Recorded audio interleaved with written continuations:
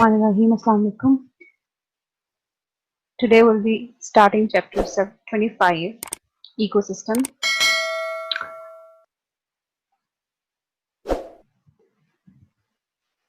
First, we need to know what is ecology.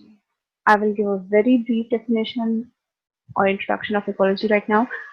Ecology हमारे पास relationship among individuals and the environment है, ठीक है? उन ऑर्गेनिजम्स का आपस में रिलेशनशिप, एक एनवायरनमेंट के अंदर बहुत से ऑर्गेनिजम्स रह रहे होते हैं, ठीक है? तो उनका रिलेशनशिप आपस में और दूसरे लोगों के साथ, दूसरे इन्वायरमेंट के साथ, दूसरे ऑर्गेनिज्म के साथ, that is basically ecology. We will study the detail definition and introduction the next slides. Okay, तो आप इसकी प्रॉपर डेफिनेशन देखें. The relationship of living things of an area with each other and with the non living things of the environment is called ecology. जब हम environment की बात करते हैं तो that includes the living and non living things. तो उन सब की स्टडी, उनका आपस में जो इंटरेक्शंस हैं, जो रिलेशनशिप्स हैं, उन सब की स्टडी को हम इकोलॉजी कहते हैं, ठीक है? और इकोलॉजी का वर्ड जर्मन जूलॉजिस्ट अर्नेस्ट हैकल ने दिया था. और ecology itself is a Greek word, ठीक है, जो कि ओकायोस और लॉगी दो वर्ड से बना है. ओकायोस का अगर हम देखें तो इसका meaning, literal meaning is family या हाउस होल्ड, और लॉगी का लिटरल मीनिंग बनता है द स्टडी ऑफ, ठीक है? तो आप अगर इसका लिटरल मीनिंग देखें तो study of house hold, study of family, which means all the interactions, ठीक है? और जो इकोसिस्टम का बेसिक यूनिट है, इकोलॉजी का बेसिक यूनिट इकोसिस्टम है, ठीक है? अब हम देखेंगे कि एनवायरनमेंट क्या है और इकोसिस्टम क्या है, ठीक है? एनवायरनमेंट हमारी जितनी सराउंडिंग है, हम किस जगह पे रह रहे हैं, हमारी क्या इंटरेक्शंस हैं, उन सब चीजों को एनवायरनमेंट कहते हैं. इसी तरह कोई भी living organism, not only humans, कोई भी लिविंग ऑर्गेनिज्म जहाँ रह रहा है उसे हम एनवायरनमेंट कहते हैं. जबकि उसके अंदर हमारे पास लिविंग थिंग्स भी इंक्लूडेड होती हैं और नॉन लिविंग थिंग्स भी इंक्लूडेड होती हैं. नॉन लिविंग थिंग्स में लाइट आ जाती है, वाटर है, सोइल है, एयर है, ठीक है? वो हमारा एनवायरनमेंट है. अगर एक एनिमल फॉरेस्ट में रह रहा है तो उसका एनवायरनमेंट फॉरेस्ट का एनवायरनमेंट है, ठीक है? अब अगर हम इकोसिस्टम को देखें तो बेसिकली इकोसिस्टम यही है कि जहाँ पे एक पूरा सिस्टम, जहाँ पे एक ऑर्गेनिज्म रह रहा है या बहुत से कम्युनिटीज रह रही हैं, वहाँ के कम्युनिटीज और उसके साथ जो नॉन लिविंग थिंग्स हैं, उनका जो इंटरेक्शन है, उनका जो एक्सचेंज ऑफ मटेरियल है, वो क्या है, वो सिस्टम कैसे रन कर रहा है. अच्छा, एक और बात मैं आपको बता दूं, this chapter has a lot of definitions which are important to remember, to know, ठीक है? ताकि आप आगे सारे जो सिस्टम्स हैं उनको समझ सको. अब बायोस्फीयर क्या है? Biosphere is basically that region, that envelope of around the earth, जिसके अंदर आपकी लाइफ है, ठीक है? अर्थ पे के ऊपर 8 to 10 किलोमीटर तक लाइफ है, उसके बाद लाइफ नहीं है. तो उस रीजन को, उस इन्वायरमेंट रीजन को, उस रीजन जहाँ पे आपकी लाइफ सस्टेन कर रही है, उसे हम बायोस्फीयर कहते हैं, ठीक है? नेक्स्ट आपके पास आ जाता है हैबिटेट. हैबिटेट क्या है? जिस जगह पे एक ऑर्गेनिज्म रहता है हम उसे हैबिटेट कहते हैं. मसलन अगर एक ऑर्गेनिज्म दरख्त पे रह रहा है या एक ऑर्गेनिज्म फॉरेस्ट पे रह रहा है तो वो उसका हैबिटेट है, ठीक है? बायोम क्या होता है? अगर हम बायोम को देखें, बायोम वो इकोसिस्टम्स हैं जिनको हम जियोग्राफिकल बेस पे आइडेंटिफाई करते हैं, ठीक है? या वो बहुत से बड़े जियोग्राफिकल रीजन पे हो रहे हैं. मसलन अगर आप टेरेस्ट्रियल कुछ बायोम्स को देखें तो हमारे पास डेजर्ट आ जाता है, ग्रासलैंड्स हैं, फॉरेस्ट्स हैं, ठीक है? हम उनको उनकी क्लाइमेट, उनकी इन्वायरमेंट, उनकी जियोग्राफिक बेसिस पे डिफरेंशिएट करते हैं. नेक्स्ट आपके पास आता है पॉपुलेशन. स्पीशी तो आप सब लोग जानते हैं कि एक तरह के इंडिविजुअल्स जो आपस में मेट कर सकते हैं और साथ में फर्टाइल ऑफस्प्रिंग्स को प्रोड्यूस कर सकते हैं, वो हमारे पास स्पीशीज होती है. अब पॉपुलेशन क्या है? A group of same kind of organisms, same species के ऑर्गेनिजम्स एक हैबिटेट में एट अ टाइम रह रहे होते हैं, उसको हम पॉपुलेशन कहते हैं, ठीक है। और अगर एक जगह पे हम बहुत से स्पीशीज के इंडिविजुअल्स को हम देखते हैं जो एक हैबिटेट में रह रहे होते हैं, बहुत सी पॉपुलेशंस रह रही होती हैं, तो उसे हम कम्युनिटी कहते हैं, ठीक है। अब अगर आप अपने एरिया में देखें कि ह्यूमन कितने हैं, ठीक है, तो that is population of human. लेकिन अगर आप ह्यूमन के साथ लाइफ स्टॉक को भी देखें, बर्ड्स को भी देखें, तो वो पूरी पूरी कम्युनिटी बन जाती है। अगर आप पहले डायग्राम में देखें तो हम सीरीज देख रहे हैं, वो सिर्फ पॉपुलेशन है, जबकि अगर आप सेकंड पिक्चर देखते हैं तो इसमें डिफरेंट है, जीब्रास हैं, एलिफेंट है, ठीक है। तो ये सारी चीजें अब डिफरेंट पॉपुलेशन है लेकिन रह एक जगह पे रही है, तो वो आपको कम्युनिटी बना रही है, ठीक है, उस इन्वायरमेंट वो कम्युनिटी है। अब हम आते हैं निश पे, इकोलॉजिकल निश भी से कहते हैं, ठीक है। निश को हम डिफाइन कैसे करते हैं, डिफरेंट तरीके से डिफाइन की जाती है, लेकिन I will tell you the very basic definition, ठीक है। एक स्पीशी अपनी कम्युनिटी के अंदर क्या रोल प्ले कर रही है, उसका बिहेवियर क्या है, उसका इन्फ्लुएंस क्या है, उसकी हैबिट्स क्या है, उसकी वजह से क्या इफेक्ट्स पड़ रहे हैं, ठीक है, उसको हम उसका निश कहते हैं, ठीक है। कैसे एक ऑर्गेनिज्म की वजह से एक एनर्जी सप्लाई हो रही है, वो कैसे अपना फूड ले रहा है, ये सब चीजें उसकी निश में इंक्लूड होती है। ओके, अब देखें, यहाँ से आपको पूरा उसका आपको पूरा वो पता चल जाएगा कि जो हम लेवल्स पे जिसका हमने पढ़ा, एक इंडिविजुअल हुआ, इसका मैंने आपको बताया था कि डिफरेंट पहले स्पीशी इंडिविजुअल आती है, ठीक है। ये देखें आप कि हमारे पास this is the individual, same individuals हैं तो पॉपुलेशन बन गई। डिफरेंट पॉपुलेशंस जब एक इन्वायरमेंट में रह रही है तो हमने उसको कम्युनिटी कहा। डिफरेंट कम्युनिटीज जब इकट्ठी हो रही है तो वो इकोसिस्टम बना रही है। जब वो सब चीजें एक इन्वायरमेंट के अंदर, एक जियोग्राफिकल एरिया के अंदर है, तो हमने उसको बायोम कहा। तो डिफरेंट बायोम्स अर्थ पे जितने एरिया के अंदर हैं, दैट इज बेसिकली बायोस्फीयर। तो this is the summary of whatever we have studied up till now. Moving on, अब अगर हम इकोलॉजी को देखें तो उसको आगे हम कैसे फर्दर डिवाइड कर रहे हैं।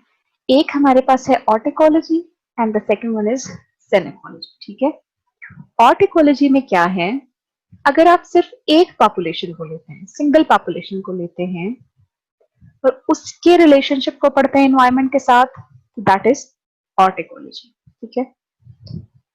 मसलन आप एग्जांपल ले लें कि आपने सोयाबीन के प्लांट के ऊपर जो वाटर पोल्यूशन है उसका इफेक्ट चेक करना है कि क्या पानी पोल्यूटेड है, गंदा है, तो उससे सोयाबीन की फील्ड को फर्क पड़ा है, उसकी ग्रोथ को फर्क पड़ा है, हमें जितनी यील्ड मिल रही है उसमें फर्क पड़ा है, तो वो स्टडी हम कर रहे हैं।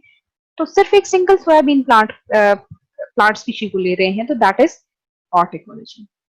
जबकि अगर हम सिनेकोलॉजी कहते हैं तो वो डिफरेंट कम्युनिटीज, डिफरेंट पॉपुलेशंस का अगर हम रिलेशनशिप उनके इन्वायरमेंट से पढ़ रहे हैं, तो दैट इज सिन इकोलॉजी, ठीक है। अब फॉरेस्ट में अगर आप डिफरेंट स्पीशीज को पढ़ें, उनके रिलेशनशिप्स को पढ़ें, उनके इन्वायरमेंट के साथ रिलेशनशिप्स को पढ़ें, तो फॉरेस्ट में एक स्पीशी तो नहीं होगी। अगर हमने फील्ड में एक स्पीशी लगाई हुई है, लेकिन फॉरेस्ट में तो बहुत से प्लांट्स होते हैं, बहुत सी स्पीशीज होती हैं, तो उन सबको जब हम देखते हैं तो that is synecology. Next हम देखेंगे कि कंपोनेंट ऑफ इकोसिस्टम क्या है, ठीक है। इकोसिस्टम में मैंने जैसे पहले बताया कि दो तरह के कंपोनेंट्स हैं, एक होते हैं लिविंग और एक होते हैं नॉन लिविंग।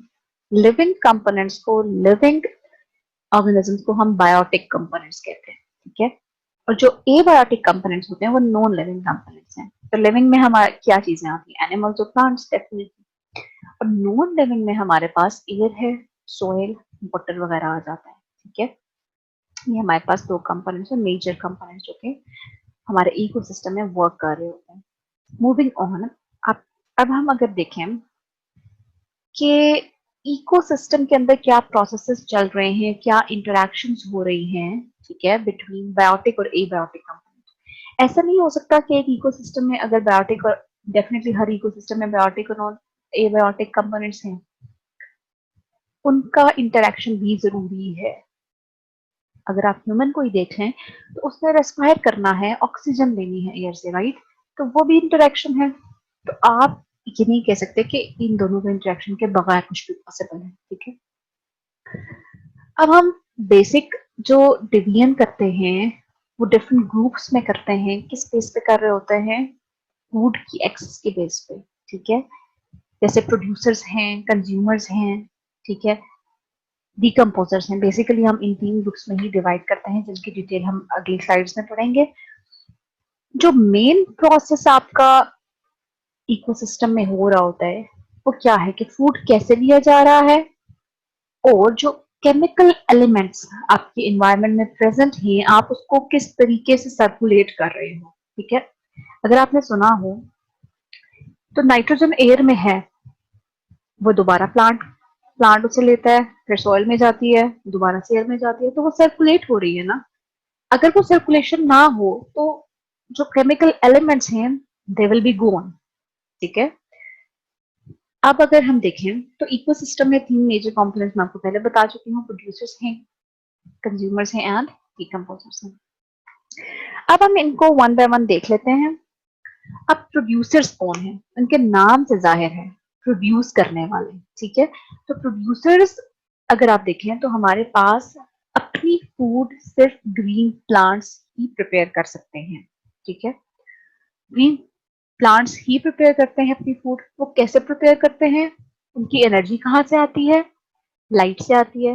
वो सनलाइट को कैप्चर करते हैं और उसके बाद अपने ऑर्गेनिक मटेरियल को, अपने ऑर्गेनिक सिंपल इनऑर्गेनिक सब्सटेंसेस हैं उससे प्रिपेयर करते हैं, और वो हम उन्हें कहते हैं ग्रीन फोटोसिंथेटिक प्लांट्स ही हमारे इकोसिस्टम के अंदर प्रोड्यूसर्स हैं, ठीक है। Next, consumers.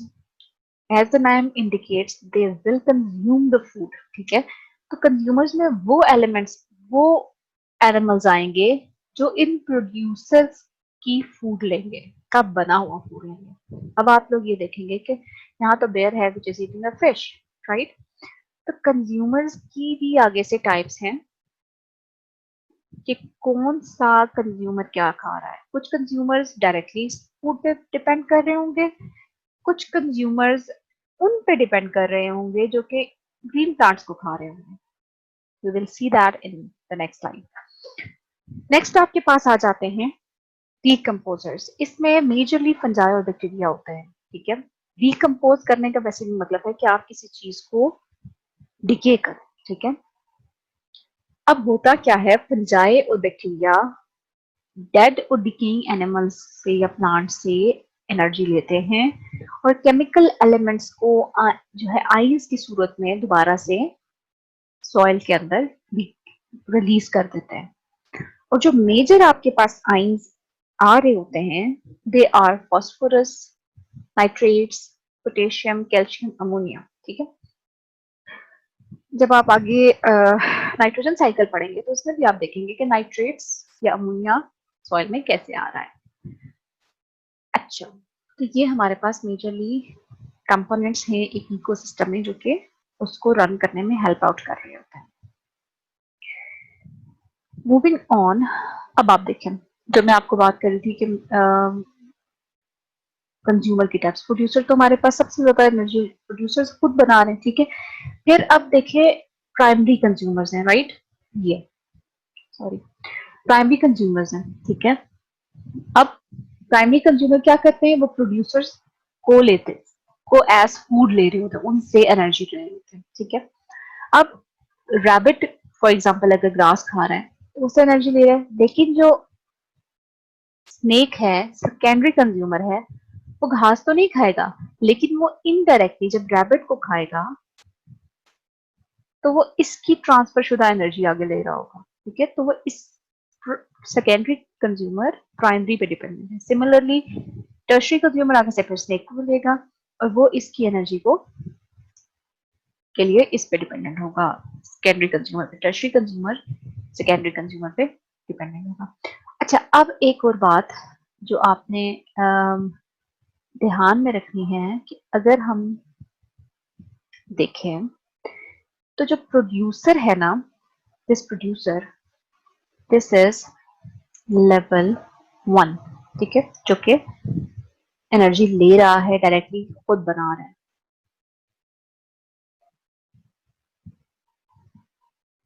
ठीक है। इन सब लेवल्स को हम बेसिकली क्या कहते हैं? इन सब लेवल्स को हम ट्रॉफिक लेवल्स कहते हैं। अच्छा, तो हम इनको ट्रॉफिक लेवल्स कहते हैं। अब जो प्रोड्यूसर है उसको हम T1 कहेंगे, ठीक है, ट्रॉफिक लेवल 1। प्राइमरी कंज्यूमर को हम T2 कहेंगे। जो सेकेंडरी कंज्यूमर है we will call it T3, ठीक है, और tertiary consumer will be T4। अच्छा, अब अगर आप देखें तो जो प्रोड्यूसर है T1 T2 T1 पे डिपेंड कर रहा है, T3 T2 पे, T4 T3 पे, और इसी तरह एनर्जी एक लेवल से दूसरे लेवल में ट्रांसफर होगी। आगे आप फ्लो ऑफ एनर्जी में पढ़ेंगे कि जब एनर्जी ट्रांसफर होती है तो कुछ एनर्जी लूज हो जाती है और कुछ एनर्जी आगे ट्रांसफर हो जाती है। आगे चलते हैं, moving on to the next slide. हमारे पास आ जाता है फूड चेन, ठीक है। फूड चेन क्या है हमारे पास? जैसे मैंने आपको पहले बताया था, फूड चेन हमारे पास ये है। अच्छा, कि अभी मैंने आपको बताया कि एनर्जी लेवल, जो हमारे पास एनर्जी है वो ट्रांसफर हो जाती है एक स्लाइड से, एक ट्रॉफिक लेवल से दूसरे ट्रॉफिक लेवल के ऊपर, राइट। तो आपकी एनर्जी फूड चेन है, एक एनिमल को दूसरा एनिमल खा रहा है, दूसरा एनिमल तीसरा एनिमल खा रहा है, तो ये एक चेन बन गई है, ठीक है। तो अब एनर्जी के ट्रांसफर का चेन एक लेवल से दूसरे लेवल तक, ठीक है, इसे हम कहते हैं फूड चेन। तो वे स्ट्रेट रिप्रेजेंटेबल है, ठीक है। वन पॉसिबल रूट, इसमें हम एक पॉसिबल रूट जो है देखते हैं, हालांकि बहुत से एग्जिस्ट करते हैं लेकिन हम यहाँ पे सिर्फ एक देखते हैं। अब देखें कैसे। ये आप एक फूड चेन एक सिंपल सी बनी हुई है कि ग्रास को ग्रास ऊपर खा रहा है, ठीक है, कंज्यूम कर रहा है, which is eaten by the frog, which is eaten by the snake, which will be eaten by the hawk, और जब ये हॉक की डेथ होगी तो that will be consumed or decomposed by the decomposers. So that is a very simple food chain. Next, but if we look in our environment, we know that ऐसा नहीं होता कि एक चीज को एक चीज खा रही है, राइट। बहुत से ऑर्गेनिजम्स को बहुत से ऑर्गेनिजम्स ले रहे होते हैं, ठीक है। एक जो हर्बीवोर है। अच्छा, एक और बात जो मैंने नहीं कहा कि जो ग्रास को जो एनिमल डायरेक्टली खा रहा होता है ना, जो प्राइमरी कंज्यूमर्स हैं, दे आर कॉल्ड हर्बीवोर्स, ठीक है। ये हर्बीवोर्स होते हैं, सारे ग्रास को खा रहे होते हैं। तो अगर हम इस पे देखें, इसको, ये ग्रास अगर हम लेवल है तो इस एनिमल को ये एनिमल भी खा सकता है, ये एनिमल भी खा सकता है, ये एनिमल भी खा सकता है, ठीक है। सिमिलरली अगर हम देखते हैं, हम एक मैं इसमें से आपको बता देती हूँ, बाकी you can see and you can make simpler food chain if you want to. You can see your book for the food chain, simplest food chain. इसको म्यूल डियर ने खाया, ठीक है, विच इज हार्बीवोर। अब mule dear को mountain line भी खा सकता है, कैट भी खा सकता है, और कॉयोट भी खा सकता है। तो ये एक चेन है ना, ये सिंपल फूड एक वेब बन गया, ठीक है। वो अब अगर आप एक इन्वायरमेंट को देखते हैं तो बहुत सी food chains at a time एक पूरे इन्वायरमेंट के अंदर वर्क कर रही होती है, ठीक है। इस सारे फूड चेन्स की कॉम्बिनेशन को हम फूड वेब कहते हैं, ठीक है। तो आज हम कहते हैं कि इस लेक्चर में आज तो इतना करते हैं। आप लोगों ने करना ये है कि आप लोगों ने you have to keep your book with you, ठीक है। आप अपनी बुक रखें अपने साथ और साथ में लेक्चर को लें। आपके असाइनमेंट ये है कि आपने इसके अंदर से डेफिनेशंस को, you must know the definitions, ठीक है। सेकेंडली आप शॉर्ट क्वेश्चन आंसर्स बनाएंगे इस चैप्टर में से ये अभी हाफ है, तो इंशाल्लाह we will finish this chapter in the next lecture. आप इस के short question answers, MCQs, 20 MCQs from this chapter you have to make 20 MCQs. ये हाफ है तो आप इसमें से जितने बनते हैं वो बना लें MCQs along with the short question answers, ठीक है, जो आपके बनते हैं। एंड यू नो, जैसे आप क्लास में भी बनाते रहे हैं शॉर्ट क्वेश्चन आंसर्स, वैसे ही बनाने हैं। सेकेंडली आपने क्या काम करना है, आपने एक रजिस्टर लेना है, ठीक है, सिर्फ बायोलॉजी के लिए, ठीक है। I will check, definitely check इंशाल्लाह if the situations gets better, इंशाल्लाह whenever we will be in college। तो आपने करना है, आपने एक रजिस्टर लेना है और हर चैप्टर की जो असाइनमेंट मैं आपको दे रही हूँ, you have to do it over there, ठीक है। आपने चैप्टर को मेंशन करना है, लेक्चर मेंशन करें, ठीक है। आपने अगर एमसीक्यूज बनाने हैं तो आप एमसीक्यूज बनाएंगे, शॉर्ट क्वेश्चन आंसर, सिर्फ शॉर्ट क्वेश्चन आंसर नहीं बनाना, बल्कि you have to attempt that as I have told you, कैसे आपने एक शॉर्ट क्वेश्चन आंसर को अटेम्प्ट करना होगा, ठीक है। और साथ साथ आप इसको कोशिश करेंगे प्रिपेयर भी करते जाएं, ताकि at the end finish a chapter you have all the concepts along with your preparation for the quiz, ठीक है। इंशाल्लाह इससे आगे हम चैप्टर नेक्स्ट सेक्शन में पढ़ेंगे। Thank you.